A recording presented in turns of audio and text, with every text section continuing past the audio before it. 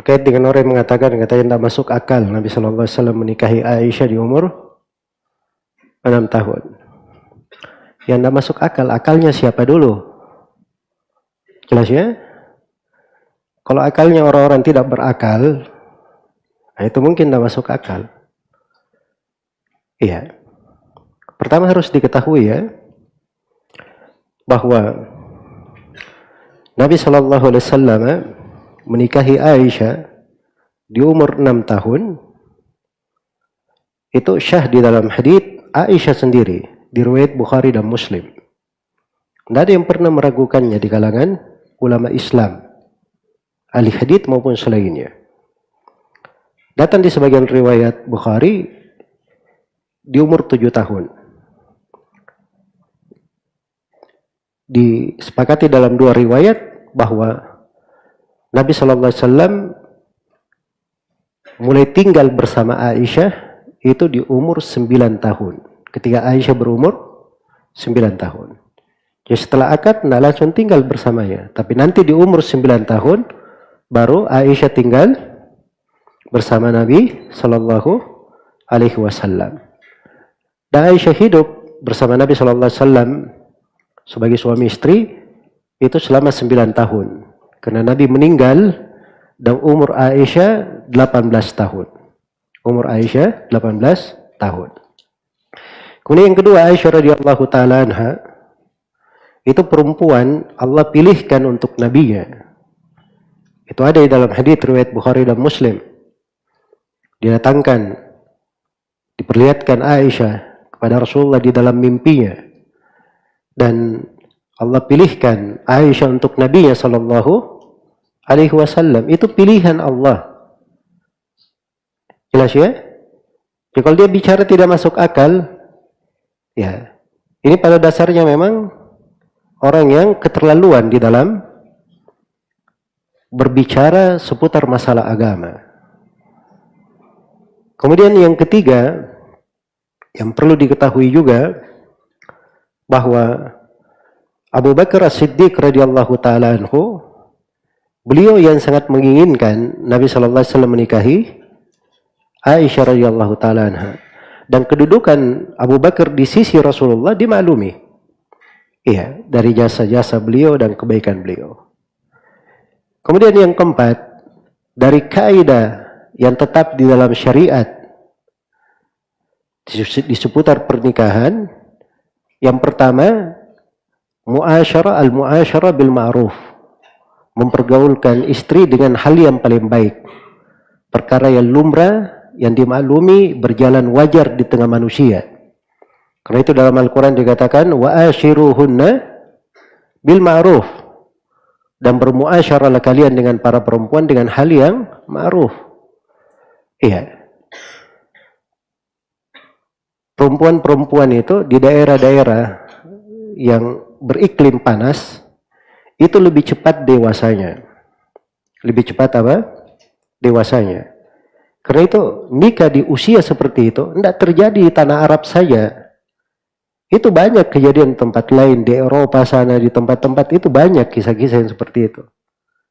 Kenapa tidak masuk akal terhadap perbuatan Nabi, kemudian dia diamkan terhadap hal-hal yang terjadi di tengah manusia. Kemudian kaidah yang kedua, dari kaidah syariat berlaku di bab nikah dan selainnya, la darar wa la dirar.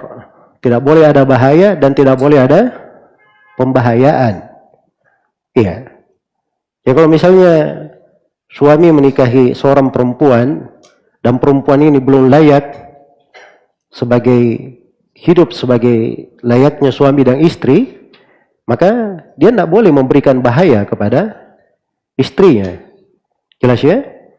Itu hukum.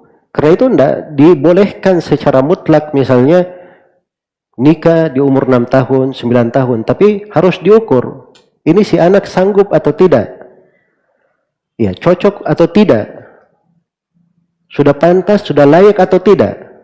Itu kaidah syariat di dalam hal tersebut. Kalau misalnya si anak ini layaknya nanti di umur 15 tahun, nanti dinikahkan di 15 tahun. Dia layaknya di umur 20 tahun, dinikahkan di umur 20 tahun. Itu sesuai dengan kaidah syariat. Dan Nabi itu adalah orang yang paling berahmat sallallahu alaihi wasallam. Dari seluruh istri-istri beliau, tidak seorang pun di antara mereka yang gadis, tidak pernah menikah sebelumnya. Aisyah satu-satunya istri yang beliau nikahi yang tidak pernah menikah sebelumnya. Jelas ya? Baik. Kemudian di sudut lain, ini dari hikmah pernikahan. Apa makna perempuan itu bersuami? Itu mahkota, kehormatan bagi perempuan. Anak kecil itu, kalau dia dari dasarnya misalnya, dari kecilnya bersama orang yang baik, bisa mengurusnya, merawatnya, mendidiknya, maka itu kehormatan baginya, kebaikan, kemaslahatan. Karena itu coba dibayangkan, Aisyah radhiyallahu taala anha hidup bersama Nabi 9 tahun. 9 tahun. Dari 9 tahun ini, Aisyah mendapatkan ilmu yang sangat banyak. Dan umat Islam ini yang datang setelahnya mendapatkan berbagai ilmu dari hidupnya Aisyah 9 tahun bersama Nabi sallallahu alaihi wasallam. Sampai Aisyah radhiyallahu taala anha masuk dari 7 orang sahabat yang paling banyak meriwayatkan hadis. 7 orang sahabat ini semuanya laki-laki, cuman Aisyah sendiri yang perempuan. Kata As-Suyuti rahimahullah dalam Alfiyahnya, wal mukthiruna fi riwayatil athar Abu Hurairah yalih bin Umar wa Anasun wal habru kal khudri wa Jabirun wa zaujatun Nabi. Sahabat yang paling banyak meriwayatkan hadis Abu Hurairah, kemudian Ibnu Umar, lalu Anas bin Malik, kemudian Ibnu Abbas, lalu Abu Sa'id Al-Khudri, Sa'ad bin Malik bin Sinan, kemudian Jabir bin Abdullah bin Haram yang keenam, dan terakhir istri Nabi, maksudnya Aisyah radhiyallahu anha. Maka ilmu yang banyak itu, ya, yang dinukil oleh Aisyah, hal-hal yang khususnya hal-hal pribadi yang dilakukan oleh Nabi di rumahnya. Siapa yang menukilnya? Kalau bukan istri-istri Nabi Shallallahu Alaihi Wasallam. Dan di antara istri Nabi yang paling banyak menukilnya adalah siapa? Aisyah radhiyallahu taala anha. Karena itu Nabi Shallallahu Alaihi Wasallam sudah tahu, Allah sudah pilihkan untuk nabinya, dan Nabi sudah tahu Aisyah ini punya dari kecerdasan, kemampuan untuk hal tersebut. Jelas ya? Maka itu semuanya lumrah, biasa. Kalau ada yang berkata tidak masuk akal, ya akalnya mungkin perlu diperiksa sedikit supaya bisa menjadi lurus. Semoga Allah memberi taufik kepada semuanya.